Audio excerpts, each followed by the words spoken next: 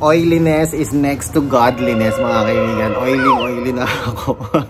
Pasensya na po kayo, mga kaibigan. Ito, nag-message nga sa atin si Aljon. Hello, Aljon! Kumusta ka? May tumawag daw sa kanya from Fuse Lending Inc. Nako, bakit? Sinisingil ka na ba sa iyong G-Gives o sa iyong G-Loan? Nako, mga kaibigan, pinagbabayad na nga daw po siya sa Metro Bank. Sabi ko nga daw Uno Bank na daw po yung G-Loan, G-Gives, ano po. Sabi ko na yun din ang hindi ko sinabi yun. Tinatanong ko nga po kayo, may nakapagsabi lang po sa akin. Kasi yung iba daw pong mga G-Loan at G-Gives user has already been ayun, ganun pala English nun, ano, has already been endorsed to Uno Bank, no? Sa Uno Bank na daw sila. Pero hindi naman daw lahat, selected users lang po, mga kaibigan. Selected users lamang po. At the rest will remain Fuse Lending Inc. Naku, sana na Uno Bank na ako, di ba? Pero okay na din. At least gamay ko na si Fuse Lending Inc. Ano? So tinatawagan ka, magbayad ka daw sa Metro Bank. So ayun, magbayad ka.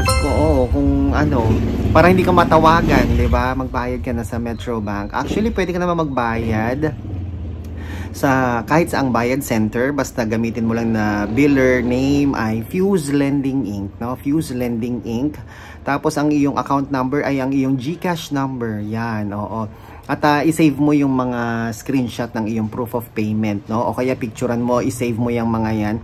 Para in case na dumating o tumawag sa iyo ang taga Fuse Lending Inc. ay meron kang proof of payment. Okay?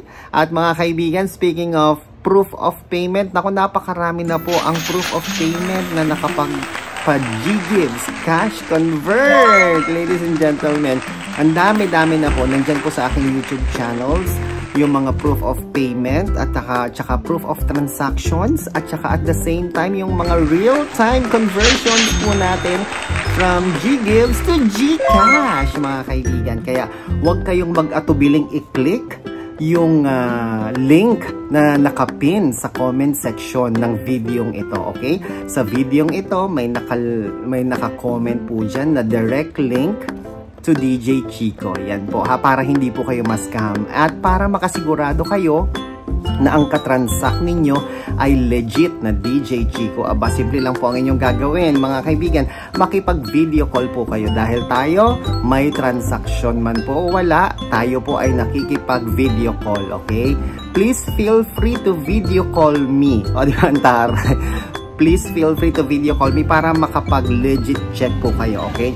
Importante po ang makapag-legit check, mga kaibigan, para hindi kayo mai-scam, okay? Pag ayaw makipag-video call, wag kayong makikipag-transact, mga kaibigan. Again, hindi po ako nagpo-post sa aking Facebook account ng kahit anong may kinalaman sa G-Gives. G-Gives conversion, G-Gives to Gcash, G-Gives G-Credit to Gcash, cash trader, cash convert. Wala po.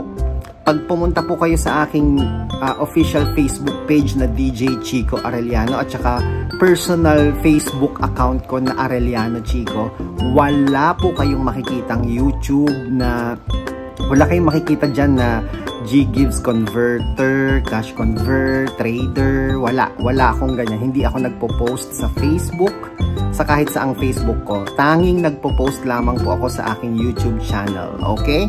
Kaya kapag yung Facebook nakatransact mo ay nagpo-post ng mga tungkol sa G-Gives, Cash Conversion, G-Credit, Cash Conversion, yung mga real-time cash conversion, pag nagpo-post siya sa kanyang Facebook ng ganyan, scammer po yun.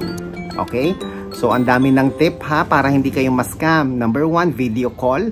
And number 2, ang Facebook, walang G-Gives Cash Conversion na nakalagay. Okay? Ako po si Chico. Enjoy the rest of the day and God bless po.